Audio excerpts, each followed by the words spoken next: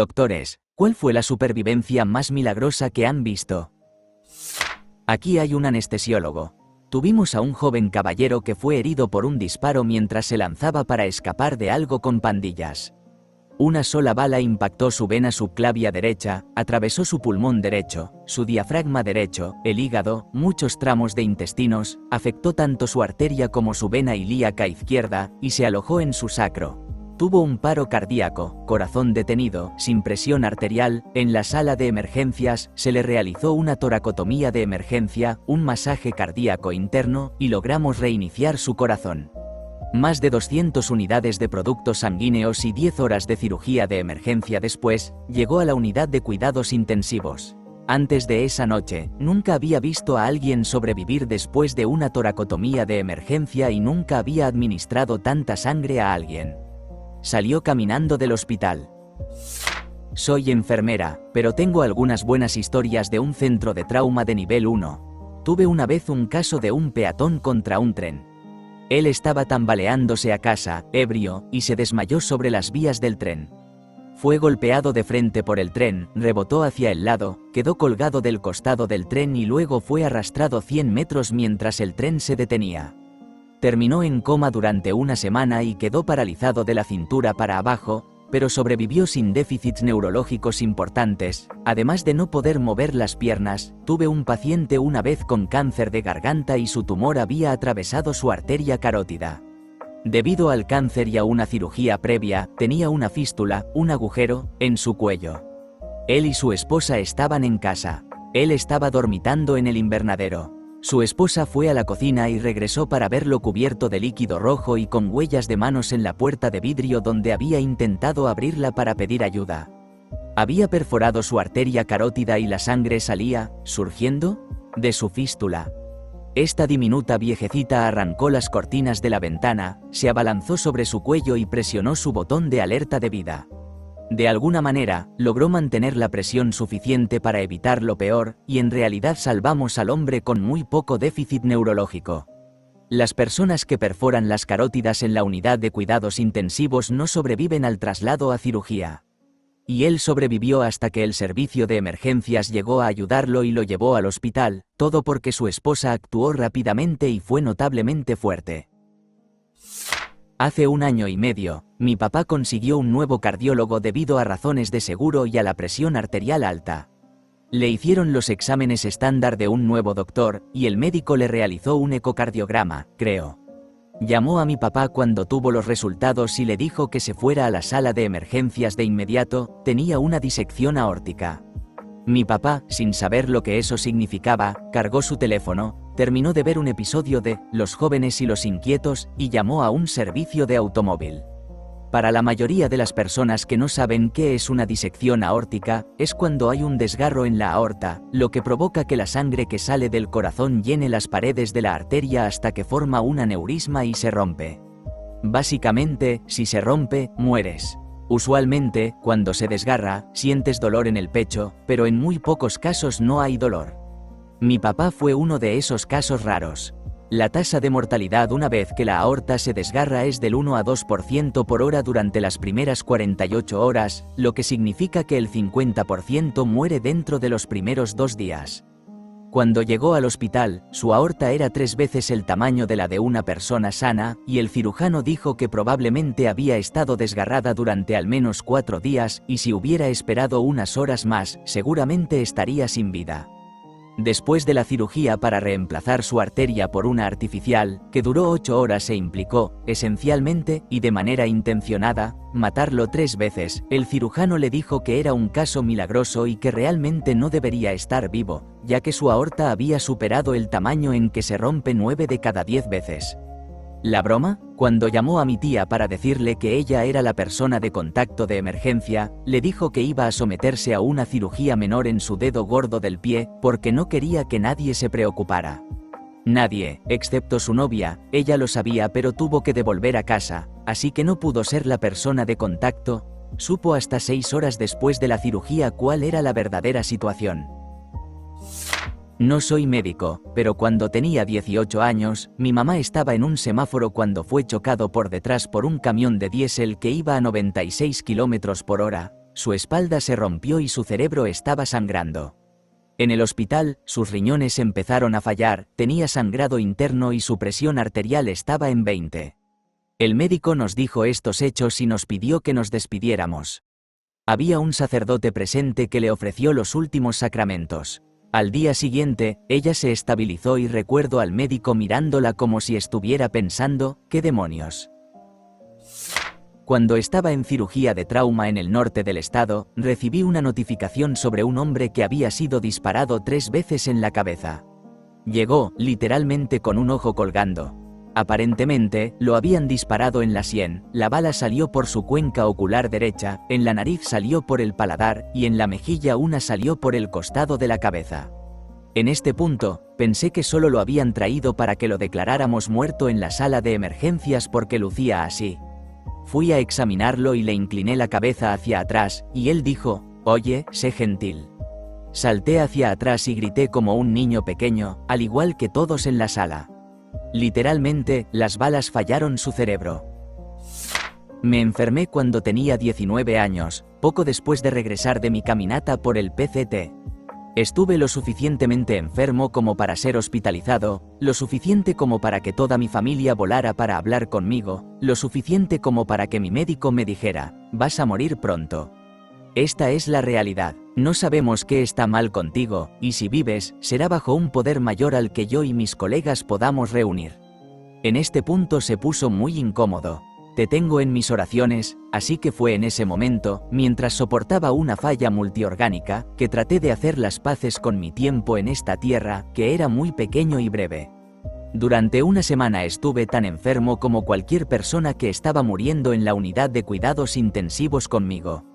Pasé aproximadamente 80 horas en coma y el resto en un estado de semi-despertar, reposo que era doloroso y horrible. En el 8º día pude alimentarme.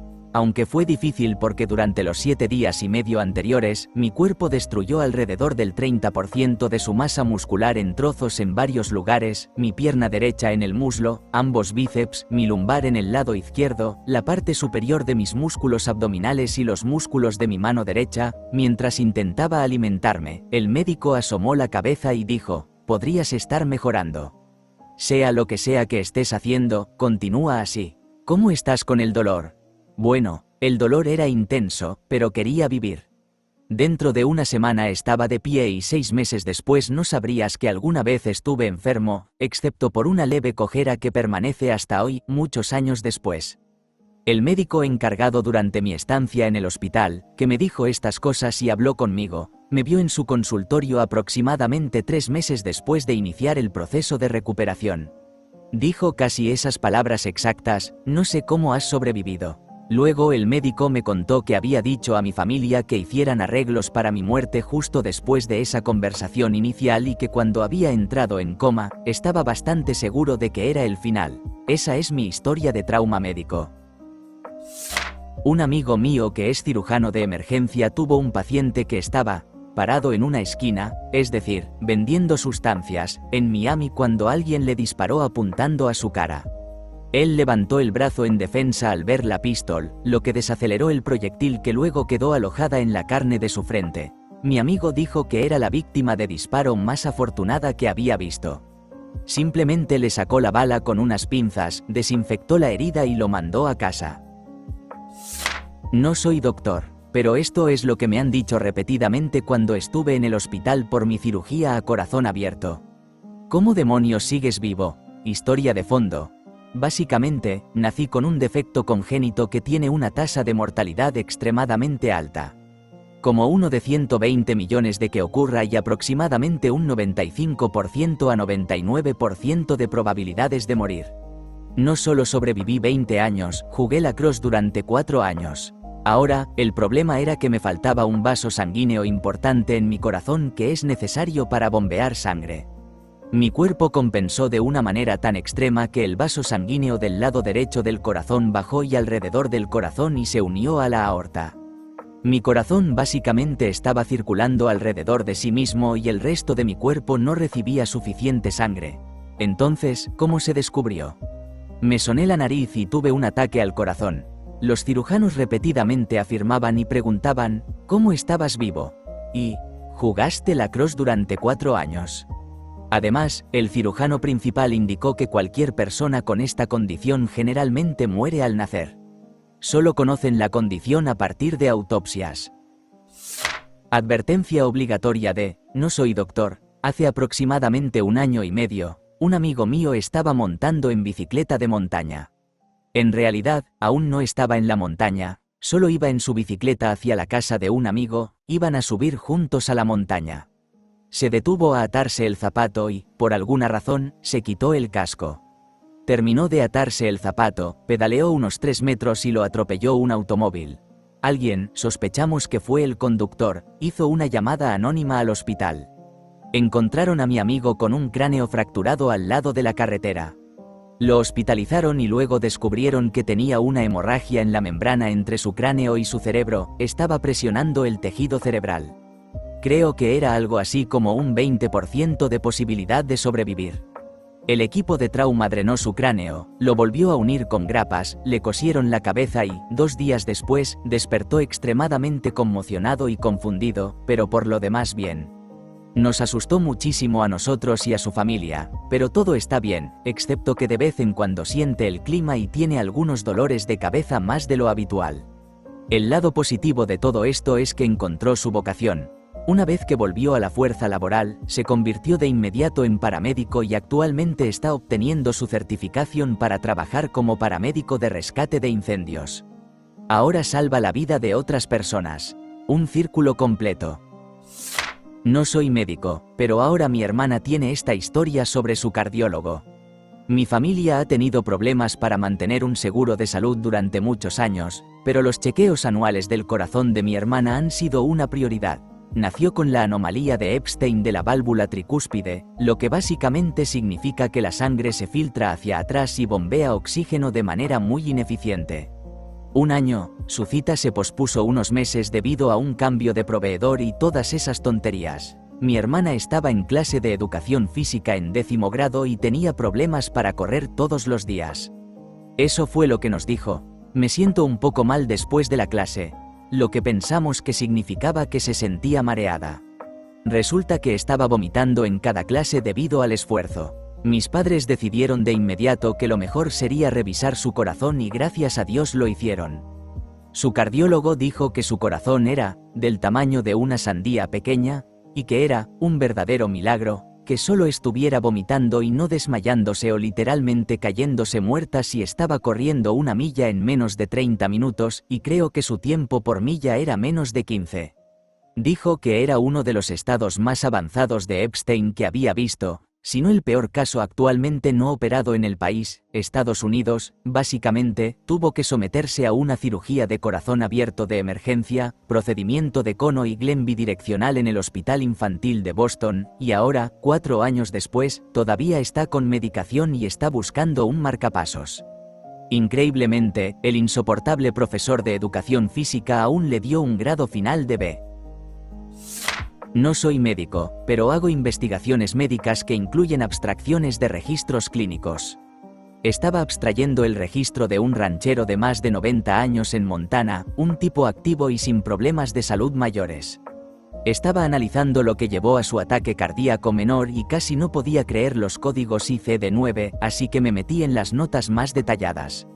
Una tormenta se desató mientras él revisaba el ganado, así que saltó a su cuatrimoto para regresar a casa. ¡Bam! Lo golpeó un rayo, lo que provocó que perdiera el control de su cuatrimoto. Debió estar bien, porque se levantó y comenzó a avanzar rengueando hacia su casa, solo para pisar una serpiente de cascabel y ser mordido. Superó eso también y logró llegar a casa, solo para sufrir un ataque cardíaco mientras esperaba a que llegaran los servicios médicos a su hogar rural. Este tipo tenía códigos ICD-9 para golpe de rayo, accidente de vehículos, mordedura de serpiente y ataque cardíaco, todo el mismo día. Pasó como 4 días en el hospital y regresó a casa aparentemente sin secuelas. Tuve a este paciente antes de la escuela de medicina cuando era técnico de emergencias médicas y todavía se queda conmigo. Un hombre de 20 y tantos años, choque de motocicleta contra SUV, la SUV ganó. Llegamos a la escena y vimos a un hombre boca abajo en un charco, aproximadamente 1 litro. Nos dijeron que llevaba un casco, pero no se encontraba por ninguna parte. Estaba a unos 9 metros de su moto y había un claro rastro hacia la moto porque no llevaba ropa de protección. Lo colocamos sobre la tabla y ese fue el primer latido que vi en mi vida. Su quemadura de carretera era tan grave que erosionó la pared de su pecho y estábamos mirando su corazón, un pulmón colapsado, sus grandes vasos y las ramas del plexo braquial. Sorprendentemente, estaban todos intactos. Por supuesto, tenía múltiples lesiones en sus otras extremidades, pero francamente no nos importaba en ese momento. Estuvimos en la escena no más de 2 minutos antes de salir rápidamente hacia el centro de trauma. Recuerdo haber transferido al paciente al jefe de cirugía de trauma, cuyas primeras palabras al retirar la almohadilla de trauma fueron: «Santo cielo». Pensé por seguro que no estaría vivo. Avancemos 2 años, estaba en la oficina de mi médico de atención primaria para un chequeo después de mi entrevista de escuela de medicina y vi un contenedor de recolección para la boda de un veterano. ¿Adivina quién? Sí, era él. Le habían quitado el brazo izquierdo para reconstruir su pecho, ya que los nervios estaban dañados, y se recuperó. Soy un bombero novato. Esto fue hace apenas unos meses. Atendí mi primera llamada médica para una mujer que fue encontrada sin respuesta. Esta mujer era paciente de linfoma en etapa 4 que tenía 2 meses de vida, 6 meses antes. Cuando llegamos, estaba en su cama sin pulso y fría. No encontramos ninguna orden de no reanimar, DNI, y la familia gritaba pidiendo que hiciéramos todo lo posible. Los paramédicos en camino nos dijeron que comenzáramos la resucitación cardiopulmonar, RCP. Comenzamos con las compresiones y la ventilación de rescate, y trabajamos en esta señora durante 28 minutos, hasta que finalmente tuvo pulso y comenzó a respirar por su cuenta. Pensaba que no había forma de que pudiéramos traerla de vuelta, pero lo logramos. No soy médico, pero fui servicios médicos de emergencia durante algunos años y un día llegamos a un accidente en la carretera que involucraba a un motociclista y una minivan. Generalmente, eso no es bueno, para nada, siempre es un desastre. Llegamos y descubrimos que él chocó contra la minivan a 130 km/h mientras estaba parada al costado de la carretera, y voló a través de la ventana trasera, atravesando hacia la parte delantera y sobrevivió sin una sola raspadura, sin huesos rotos, sin un estado mental alterado, también conocido como trauma encefálico contuso. Incluso logró salir por sí mismo de la minivan y preguntó si las personas dentro estaban bien. Llevaba un casco y creo que eso le salvó la vida. Me dejó completamente atónito. No soy médico, soy terapeuta respiratorio pediátrico en la unidad de cuidados intensivos. Admití a un paciente que llegó a la sala de emergencias ya al borde de la muerte. Estaba en una crisis hemolítica como resultado de alguna infección. No estaba en código, pero definitivamente era un escenario de, en cualquier momento. Establecimos la vía aérea, el intensivista colocó una línea y mis cosas principales ya estaban hechas, así que me convertí en un ayudante, auxiliar, porque eso es lo que se hace. Una de las enfermeras se volvió hacia mí y me entregó 2 muestras para enviar al laboratorio. Una tiene un tinte rosado pero es mayormente clara, la otra es de color rojo oscuro, marrón y espesa. Ella dice, orina y sangre. Me doy la vuelta para buscar los formularios de requisición para enviarlas, y ella me agarra del hombro y me gira de nuevo. Toma mi mano con el líquido marrón espeso, lo sacude un poco, esta es la orina. Agarra el líquido claro, y esta es la sangre. Yo digo, ¿de verdad? Ella responde, sí. Las envío al laboratorio por el sistema de tubos y no pasaron ni 5 minutos cuando mi teléfono sonó y en el laboratorio me estaban reclamando por etiquetado incorrecto. Intentaron transfundir al niño, pero comenzó a tener reacciones adversas casi de inmediato y tuvieron que detenerse. Esto también les impidió ponerlo en ECMO, máquina de corazón, pulmón para los enfermos críticos, porque ECMO requiere sangre donada para primar el circuito. Cuando terminé mi turno, el niño aún se aferraba a la vida, pero creo que todos ahí asumieron que este niño era una causa perdida. Mi siguiente turno fue unos días después, y para mi absoluto shock, había sobrevivido. No solo eso, sino que su cerebro y órganos internos no habían sufrido ningún daño duradero. Perdió la punta de un dedo, pero eso fue todo. Durante las rondas, toda la familia del niño estaba allí, y el intensivista les decía cuánto había mejorado, cómo superó las expectativas de todos y era básicamente un milagro. Todas las maneras más educadas de decir, totalmente pensamos que su niño no lo lograría. Los padres eran muy amables, pero había una abuela que seguía insistiendo en el dedo. ¿Qué pasó con él? ¿Por qué no pudimos salvarlo? Algunas personas simplemente no lo entienden. Mi papá tuvo un ataque al corazón masivo hace unos años. Estuvo manejando desorientado y confundido durante varias horas sin saber hacia dónde estaba el hospital. Fue a una estación de bomberos cerrada y recorrió la ciudad durante quién sabe cuánto tiempo. Tenía un bloqueo completo del 100% en su arteria descendente anterior izquierda. La llaman el creador de viudas. Bendecido de aún tener a mi viejo cerca, por decirlo menos. No soy médico, pero estoy, casi, a un octavo de camino de terminar la escuela de optometría. Fui diagnosticado con neumonía bilateral mientras estaba en el campamento de entrenamiento. Comenzó como un resfriado que se volvió realmente grave, muy rápido. Tosía sangre, tenía dificultad para respirar, etc. Cuando finalmente fui a atención médica, tenía fiebre de 39 grados centígrados y una saturación de oxígeno de aproximadamente 65. Fui al hospital de la base donde me hicieron una radiografía. Supe que algo estaba mal cuando todas las personas en el lugar estaban agrupadas alrededor de la imagen, señalando y dándome miradas raras. Resultó que aproximadamente el 80% de mis pulmones se habían llenado de líquido.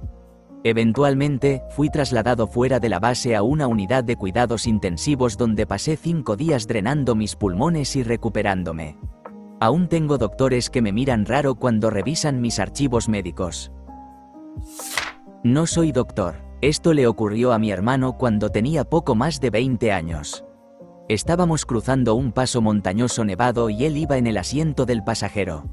El conductor se metió en el tráfico en sentido contrario y el lado donde estaba mi hermano chocó de frente contra un camión que venía a 130 km por hora, ambos vehículos. Su cinturón de seguridad fue arrancado junto con todo su asiento y hasta parte del auto. Yo tenía 5 años cuando esto sucedió y nadie recuerda bien lo que pasó debido a la colisión. Voló hacia la barandilla del acantilado y deslizó todo su pecho por ella, cortándose con el asiento aún en su espalda. Luego cayó sobre el borde del acantilado, inconsciente en ese momento, y se especula que, por las huellas, bajó por la montaña en el asiento. Fue trasladado en helicóptero al mejor hospital del estado y permaneció en estado crítico durante 3 meses. Ahora tiene varias cicatrices masivas, varios centímetros de ancho y aproximadamente 2,5 centímetros de profundidad, a lo largo de su pecho, brazos y piernas, donde fue cortado por las barandillas y por los médicos. Los doctores dijeron que nunca creyeron que sobreviviría, ni siquiera 1 en 1.000.000. Dijeron que debería haberse ido por 12 cosas diferentes antes de siquiera llegar al hospital. Ahora tiene 37 años.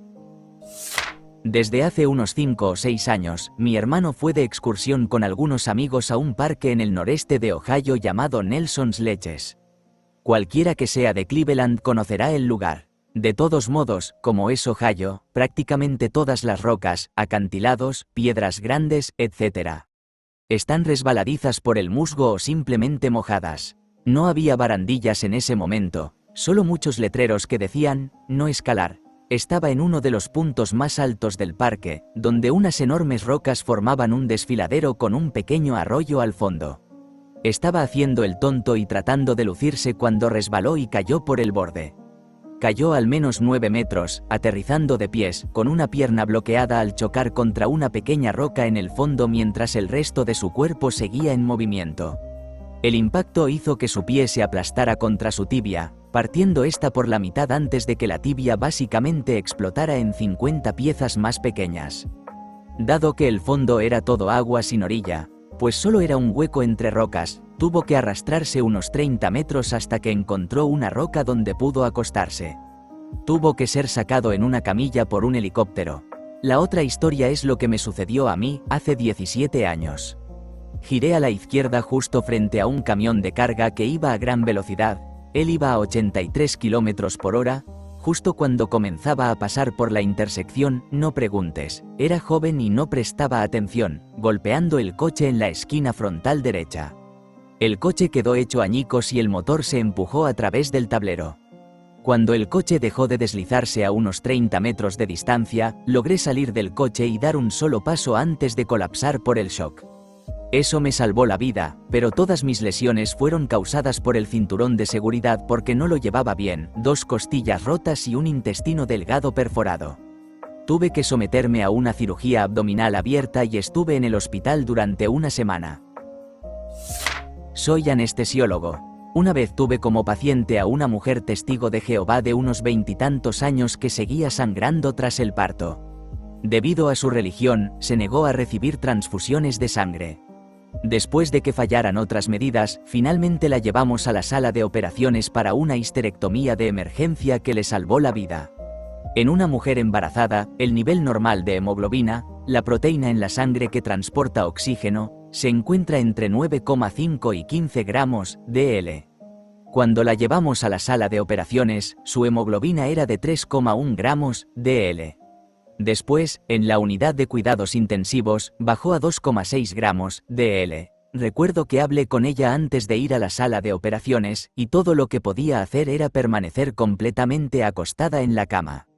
Si levantaba la cabeza, su frecuencia cardíaca saltaba de aproximadamente 130 a 180 y comenzaba a sentir dolor en el pecho. También tuve que decirle a, que no sabía si sobreviviría a la cirugía, y b, que no estaba seguro de cuánto anestésico podría administrarle, por lo que existía la posibilidad de que recordara parte del procedimiento. Afortunadamente, ella sobrevivió y no tuvo ningún recuerdo. Si no hubiera sido tan joven y saludable, estoy seguro de que habría muerto.